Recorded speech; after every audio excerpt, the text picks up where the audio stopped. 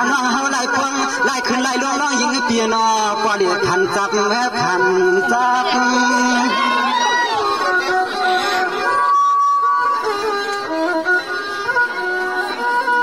ยังอ่อนน้องเงินว่ายินข่าวเราลงได้ลาปีใจล้วนเขาทำเฮ็ดเปลี่ยนป้ายมิงกาลาสว่างก็เปิดปีใจรู้เขาทำผิดอำกวางเขาก็ป้อยองเรียกป้อมานาปียิงหาลีเปียนอนวันคำว่าคำชิ้นปีปอมเปลี่ยนลับ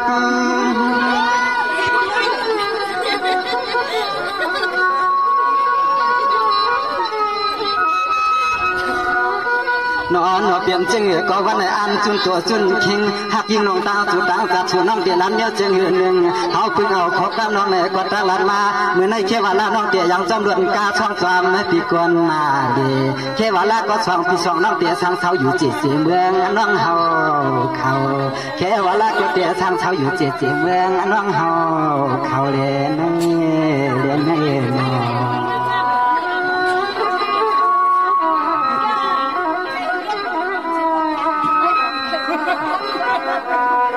เนี่ยน้องอันเปียนะปะเตะเขาเสมือนในน้องอันเปียงทำเตะอันเปียเอาเนาะอันนั้นน้องอันเปียเตะปันเฮาเงาเจียนตาน้องอันเปียน้องปีเขียวทางตกมาปอดกำในสูนางยิงอันปล่อยเฮาตีเมื่อลายฮัน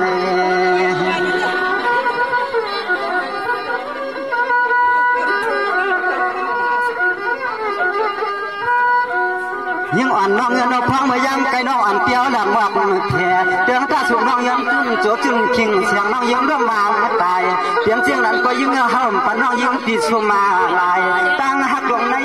ตั้งหักดวงในเตะไว้ปันน้องยิ่งคำก็เดียว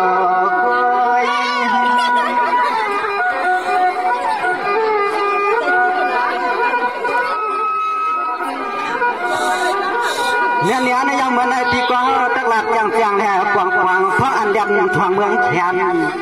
น้องอันเตียนเอาทวงเมืองในปีกหลักอย่างกวางพระนันแดนทวงเมืองแขนที่เสาเตี้ยที่มามกวางอันเตียนช้างเสื้อนี่ที่กินที่เสาสายอยู่ทางที่เสาให้เป็นลูกขามในลูกบางเฮาขามเปลี่ยนไหลดุ้ง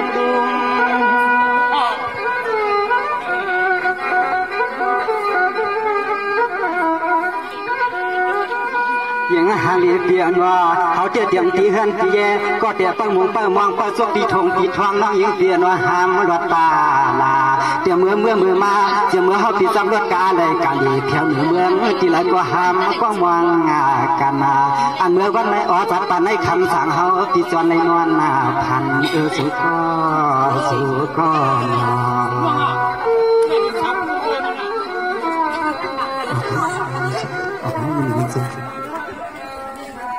เนี่ยในยน้องอันเตียนว่าอันน้องเฮาตีเตี้ยใส่ก็น้องอันตีเจ้าทองคงมาจำเสกคนดีมันชาลาเมืองหัวเทืองน้องยิงเตี้ยน้อยอยากวางอยากเปลี่ยนเมื่อที่เฮือนตีเลี้ยงเอ็นสองปีร้อนน้องจำกันทางปีน้องเฮาหันแน่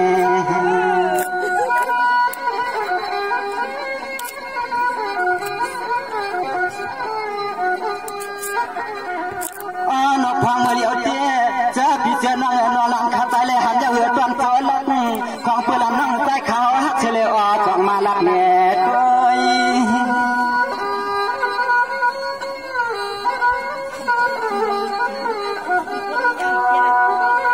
เนี่ยในยาวยิ่งอ่อนน้องกุ้งมวงเงินนอพี่ใจว่าเปลี่ยนชื่อก็ยาวเปลี่ยนเก้าก็อยากชักจากวางพอ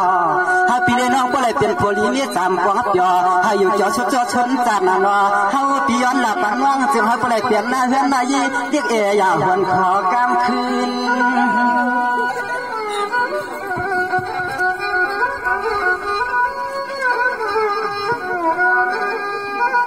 เดือนห่างห่างเรา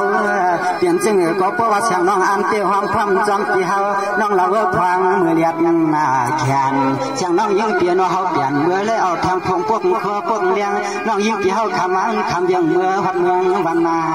ไก่กาสุน้อเฮาพอไม่น้องยิ่งพอดีว่าลมตั้งหักหรือในรัดสุดวันสุดขึ้นก็มันเต็มอยู่ตีคอเดียวไปน้องยิ่ง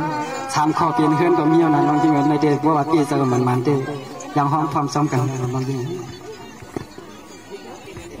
อ๋อค่ะพี่จะละสวยเลยยันเบอร์ว่ากลางวันก็เรียกก็เต็มมากขึ้นไม่มาที่ตรงไหนโพสต์นั่นเนี่ยน้องยิ่งเตะขึ้น สิมอนตอนใส่ในปีกั้มข้อ2กั้มค่ะเนาะ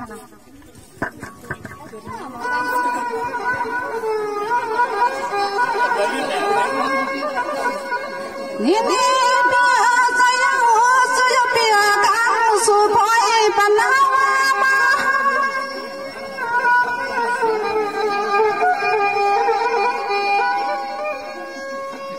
ฮัลโหลเปียลำตัวลำลูกสาเสียงยิ้มมาเพื่อพี่เอานี่คิดสั่งขึ้นพี่เพียนใส่ยนอพี่นอ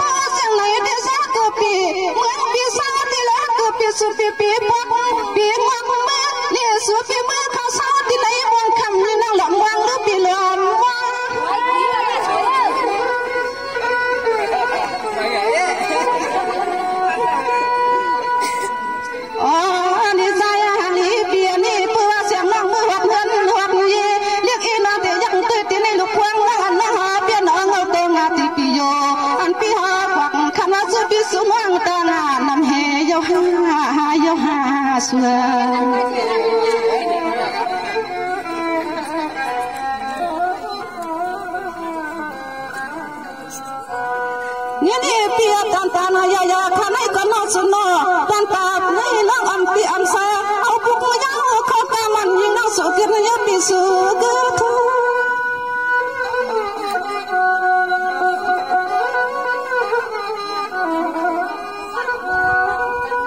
อ๋อนี่ใส่หาลีเปียนี่บัวสุพรรณหักหน้าสมองเอาตีแล้วเกินนี่สมองมือเลี้ยสุสมาจังน้องไหลมีบัดกาหัวมือหัวมาจังบันปีเขาก็แล้วนี่เสียงหน้าทางติดยึดดำยังเย็บหน้าแต่ไปนั่งมือหักเมืองตีเมืองนั่งโคอย่าเมืองมองขามันสุริหนกว่างกำฮือปีโน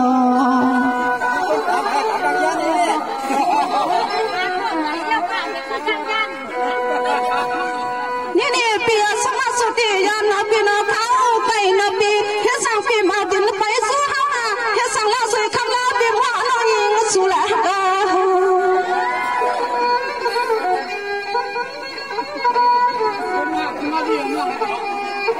โอเคพี่เจ้าสวยในเรื่องตั้งหักได้ติดรับน้ำลำเลยก็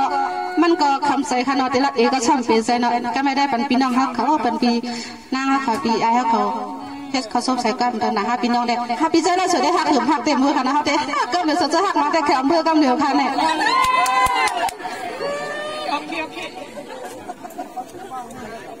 ท่านเนาะพี่น้องเขาได้เนาะเพราะเดี๋ยวตั้งบนตั้งเกี่ยวติ๊กเดียวมันจึงตั้งย่อค่ะนะก็เพื่อว่าพลังก็เกิดมาแทงเนาะอันเขาขาพี่น้องที่ได้สิบเขาตังกำมันกับเปียวเหมือนตั้งยันในก็ทำไปถึงในขณะกำในเขาเดียวเขากำฝากหมากปันเนาะอันเป็นมวลสวรรค์เขาเนาะในก็มีน้ำใสลองหักการไปมวนสิเลยน้ำใสก็ง่ายเตี้ยงกับเขาซอยฝันเฮียงมาในเขายังมียินโจมตีหมากปันผักปันตั้งซุนในชั้นตัวเปิดของเป็นยินขาโอเคเนาะน้องยิงเอาเขากุ้งมองได้ปีนี้ก็เย้าเนาะเปียสว่า เมื่อได้น้องเอาโคปีเมื่อคืนได้เมื่อพูปี2ขึ้นออกมาแทนคืนน่ะน้องนี่นะเพราะว่ากูปีเดียนกูปีเมื่อกุ้งวงในก็เอามือไว้คืนน่ะปีเดียวขึ้นออกมาเมื่อพูน่ะว่ามาเอามือเสียอีเดนกูปีกูน้องเดียนก็วันนี้น้องนี่แค่ตัวปีใส่น้องน่ะ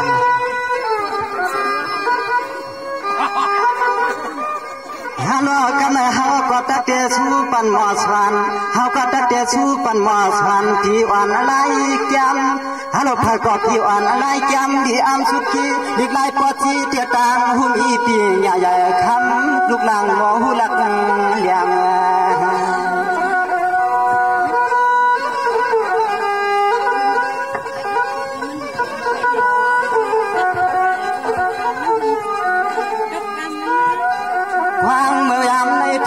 ี้ยงเลียนน้อใจแห้งใจปันวังเพื่อหักเตียงดิไล่ดองไปจึงเหก็จึงให้ปอแก้วในเมื่อแทงต่างหูเปียแหงยอมเป่าเอาสูง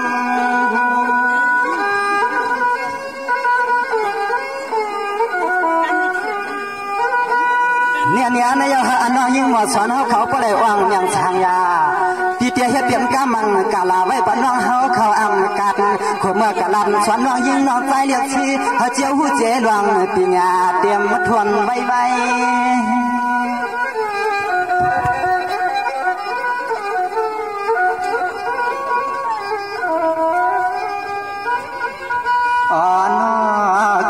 ป่าน้องต่างแสนว่าหมอขอสวันดีกาใจหาพวกขึ้นไว้เฮือทุ่งเมืองในจึงเอาพอเลยชายาเอากำใจกำคอน้องยิงยืนยันลองเหนียวจึงเอาก็กำกาลาปันน้องเฮากะตังไหลจึงเอาพอเลยเมื่อกะเห็ดติดวังมาเยาป้า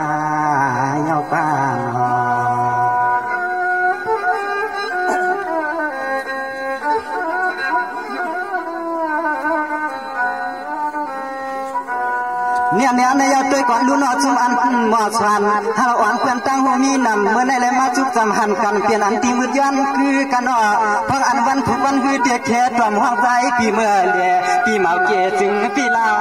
แก่เน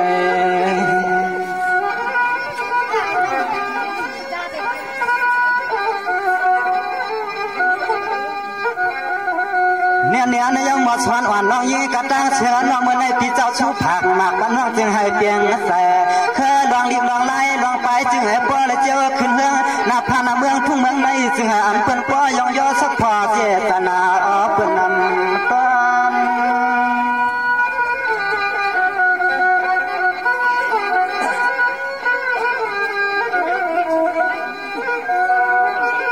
น้อยเยายังน้องต่างเชียงปีดอมยักษ์ด้วยก็เลยก็อ้อนากีหมอยุ่งหมอเงียนมันเงียนเตยเงียนคอยักษ์ด้วยเมื่อไรก็นัวมีหลวงปีญาต่างหูหลักเลียมาเสือจานเป็นทึ่งเป็นนึกเป็นอ่อนในดึกหนวกในก็ยิ่งน้องต่างเชียงหมอใจโลแถมเจลงใน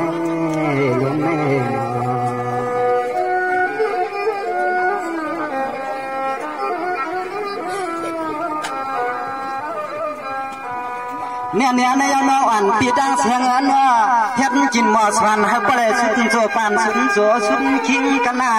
น้องอ่อนเปียนตั้งคนตั้งยิงให้ปลายเชื่อสาตาแช่พอกำปีสูผักหมักปน้องยิงปีอันเกียสูไว้ตั้ง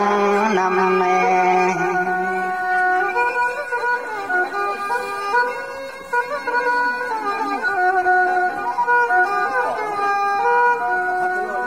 นอนลองขมือเลียบเย็นอ่างเอ็นเจียงเหก็ไล่ลองไปกูดิกกูเคยกูเจอกูเมียวหักปอแล้วจังมันขึ้นจึงให้อ้อเลยมีลองตังสักจ่าจึงเฮืองปางลายตังกะลายตัง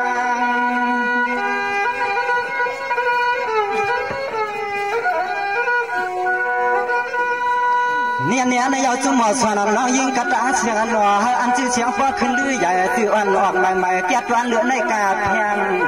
พี่ญาลองตาหูอ่ำยาวพี่เตี้ยสู้ผักหมากให้ปน้องยิงเข้ากัดยาวอ๋อให้ปล่อยมือหักปล่อยหักตั้มกำใจน้องยิงกระตั้งเสียงเขาอันเมื่อพุ่งมือหื้อให้ปอกวางถึงหัดไว้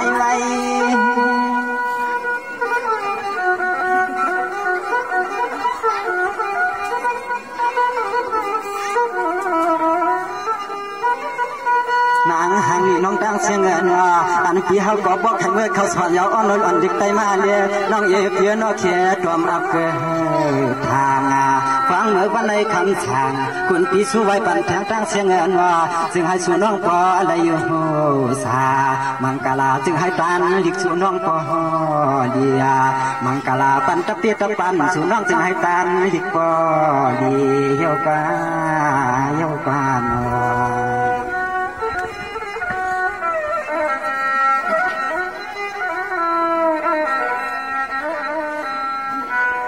ฮัลโหลกำอ่อนพี่เฮาใจชูปันหมอดชันจะมันเมื่อปันอ่อนเตือดพบยามันกาคุวันคำเกือบสายนอคาสูปันหามังกลา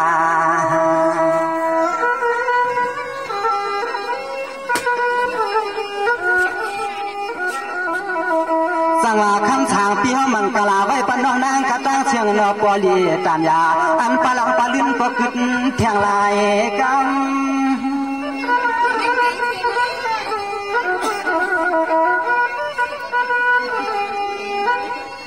น้องอันเปียนมาชวนอ่อนน้องยีกระตั้งเสียงพี่ห้องปันสัวหือปอยำยาวคำเตี้ยสาวย้อนหรือยังน้องยืนเปียนเปียกดจุดนอเอากำใจกำยาวขย้อนเอาหนักจึงเหลือก็เอาตัวจัดพอน้องยิงเปียวังอีสังก็จึงให้เจียวหดมาทบดอกขาเนาะมาสอนเขาขาดจมูก